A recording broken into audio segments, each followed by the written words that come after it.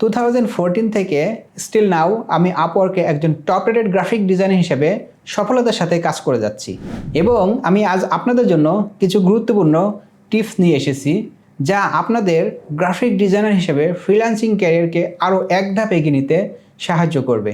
চলুন graphic designer হিসেবে ফ্রিল্যান্সিংয়ে সফল হওয়ার জন্য গুরুত্বপূর্ণ টিপসগুলো জেনে নেই। আমি ধরে নিলাম আপনি একজন গ্রাফিক ডিজাইনার এবং গ্রাফিক ডিজাইনের বিশেষ কোনো ক্যাটাগরিতে আপনি দক্ষতা অর্জন করেছেন। এখন আপনি গ্রাফিক ডিজাইন হিসেবে যে দক্ষতা আপনি অর্জন করেছেন সেই সার্ভিসটি আপনি সেল করতে চাচ্ছেন। এখন আসি আপনি কিভাবে শুরু করতে পারেন। প্রথমে যে বিষয়টি আসে একটি শক্তিশালী এবং মানসম্মত প্রোফাইল তৈরি করা। এখানে অবশ্যই আপনি যে প্রোফাইলটি তৈরি করবেন সেটিতে আপনার দক্ষতাকে হাইলাইট করতে হবে। যেমন আপনি যদি ব্র্যান্ডিং এক্সপার্ট হয়ে থাকেন, লোগো ডিজাইন এক্সপার্ট হয়ে থাকেন, সোশ্যাল মিডিয়া কন্টেন্টে এক্সপার্ট হয়ে থাকেন এবং ওয়েব ডিজাইন এক্সপার্ট হয়ে থাকেন, যে কোনো একটি বিষয়ে যদি আপনি এক্সপার্টাইজ অর্জন করে থাকেন সেটিকে অবশ্যই আপনাকে ভালোভাবে হাইলাইট করতে হবে। আপনাকে হাইলাইট করতে হবে আপনি অ্যাকচুয়ালি কোন বিষয়ে পারদর্শী, সেই বিষয়টি মাথায় রেখেই আপনার প্রোফাইলটি সাজাতে হবে। এখন আপনার প্রোফাইলে আপনার কাজের উদাহরণগুলো আপলোড করতে হবে, যেটাকে আমরা সাধারণত বলে থাকি পোর্টফোলিও। এমনভাবে আপনার পোর্টফোলিওটি সাজান যাতে ক্লায়েন্ট সহজে বুঝতে পারে আপনার কাজের ধরনগুলো কী এবং আপনি কোন বিষয়ের ওপরে এক্সপার্ট। যেই কাজগুলো আপনি আপলোড দিচ্ছেন সেই কাজের ডিটেল শো করুন। অর্থাৎ আপনি যদি একটা লোগো তৈরি করেন সেই লোগোর পিছনের যে গল্প, সেই গল্পটিকে আপনি ভালোভাবে উপস্থাপন করুন যাতে ক্লায়েন্ট মনে করে এটা একটি মিনিংফুল কাজ এবং এই কাজটা দেখে ক্লায়েন্টের আপনার প্রতি একটি ট্রাস্ট তৈরি হবে এবং আপনার দক্ষতা সম্পর্কে সে সহজেই বুঝতে পারবে। আপনি আপনার প্রোফাইলটি রেডি করে ফেলেছেন এবং সেই সাথে আপনার যে কাজের ধরন অর্থাৎ পোর্টফোলিও আপলোড করেছেন। এখন মার্কেটে আপনার কাজ পাওয়ার জন্য আপনার প্রোফাইলটি রেডি। এখন আপনি যদি কাজ পেতে চান তাহলে অবশ্যই আপনার রিলেটেড কোনো একটি জবে অ্যাপ্লাই করতে হবে।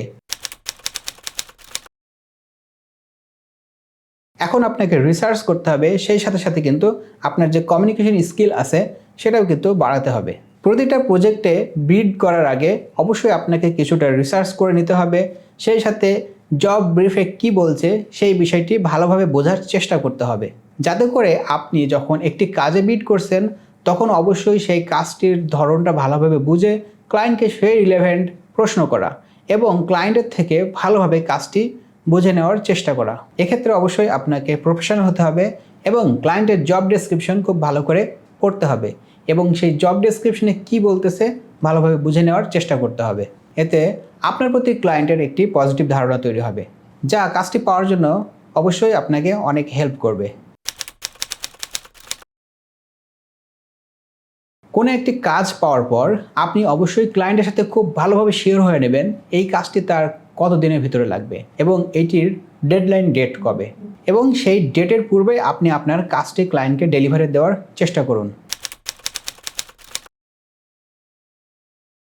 আপনি কাজ পাওয়া থেকে শুরু করে ক্লায়েন্টের ব্রিফ বুঝে ভালোভাবে কাজটি ডেডলাইনের আগেই আপনি জমা দিয়ে দিয়েছেন। এখন আপনাকে ক্লায়েন্ট ফিডব্যাক দিল। ক্লায়েন্টের প্রজেক্ট করার সাথে সাথে আপনাকে একটি প্র্যাকটিস মেনটেন করতে হবে, তা আছে ফিডব্যাক থেকে শেখা। একটি কাজ করে ক্লায়েন্টকে জমা দেওয়ার পর ক্লায়েন্ট অনেক সময় সেই কাজের ফিডব্যাক দিতে পারে, এটাই স্বাভাবিক এবং এই ফিডব্যাকটাকে আপনাকে ইতিবাচক হিসেবে নিতে হবে। তাহলে আপনি এই ফিডব্যাক থেকে লার্নিং প্রসেসটি মেনটেন করতে পারবেন এবং ক্লায়েন্ট থেকে রিটার্ন জব আশা করতে পারেন। সুতরাং ফিডব্যাক থেকে কিভাবে শেখা যায় সেইটি নিয়মিত প্র্যাকটিস করুন এবং এই চর্চাটি আপনি বজায় রাখুন। সর্বশেষ যে বিষয়টি আসে তা হলো নেটওয়ার্কিং এবং ব্যক্তিগত ব্র্যান্ডিং। আমরা যারা ফ্রিল্যান্সিং সেক্টরে আছি বা আসতে চাই তার মোটামুটি সবাই সোশ্যাল মিডিয়াতে অ্যাক্টিভ। সো এই সোশ্যাল মিডিয়া ইউজ করে আমরা আমাদের নেটওয়ার্কিং এবং ব্যক্তিগত ব্র্যান্ডিংগুলো করতে পারি। এই সোশ্যাল মিডিয়াতে অন্যান্য ফ্রিল্যান্সারদের সাথে আপনি কানেকশন তৈরি করতে পারেন, সেই সাথে তাদের অভিজ্ঞতাগুলো আপনি শুনতে পারেন এবং আপনার অভিজ্ঞতাগুলো তাদের সাথে শেয়ারিংয়ের মাধ্যমে অনেক এক্সপিরিয়েন্স কিন্তু আপনি এখান থেকে নিতে পারেন, যা আপনার ফ্রিল্যান্সিং লাইফকে আরও বুস্ট আপ করতে হেল্প করবে। গ্রাফিক ডিজাইনিংয়ে ফ্রিল্যান্সার হিসেবে আপনাকে সফল হতে হলে অবশ্যই দক্ষতা বৃদ্ধির পাশাপাশি আপনাকে টাইম ম্যানেজমেন্ট, নেটওয়ার্কিং, এছাড়া আপনাকে সৃজনশীল কাজের ক্ষেত্রে মনোযোগী হতে হবে। আশা করছি আজকের এই টিপসগুলো আপনাদের কাজে আসবে। সবাই ভালো থাকবেন। আসসালামু আলাইকুম।